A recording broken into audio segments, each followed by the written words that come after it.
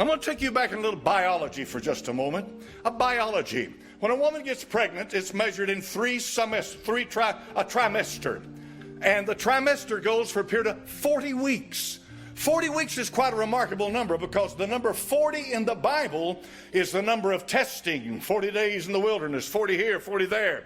Testing. So therefore, it's quite a thing that the Creator, the Master, the Maker of humanity, caused a woman generally to be pregnant for 40 weeks before she brought forth her child, a period of testing.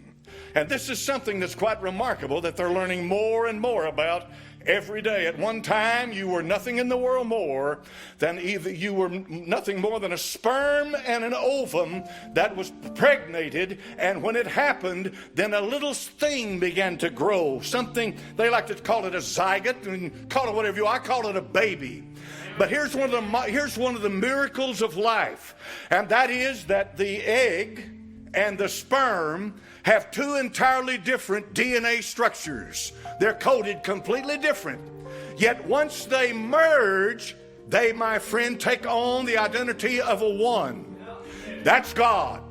Two separate completely take on the identity of one. And in the first trimester, by the 27th week, I think it is, let me see what date, by the 12th week rather, every single organ has developed in your body. You have become a human being, a body of a human being. By the 12th week, then from the 13th to the 27th week, something remarkable happens with the baby in the womb.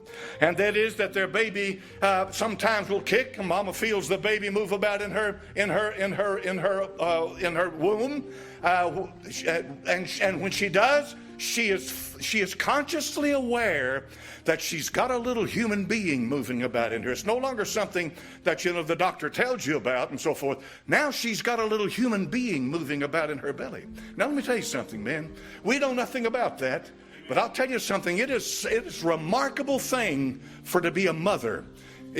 Very remarkable to be a mother, because you're carrying a human life within you. Now listen. They say that in this second trimester that baby can hear, and that baby can differentiate the voice of what it's hearing. In plain words, that baby knows if it's mama talking or if it's daddy talking. They don't know it is mama or daddy, but they know the voice. They are able to understand that in the sense that they can make a difference between this voice and that voice. So mama, while that little baby's in that second trimester, talk to it. Talk to it. Let it know you love it.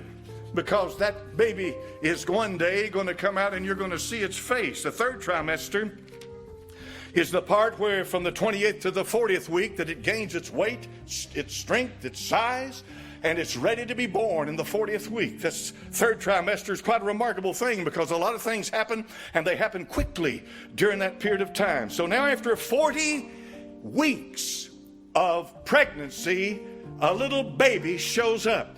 And for the first time, mom and dad look into the face of their son or their daughter. And that's got to be one of the most remarkable things there is.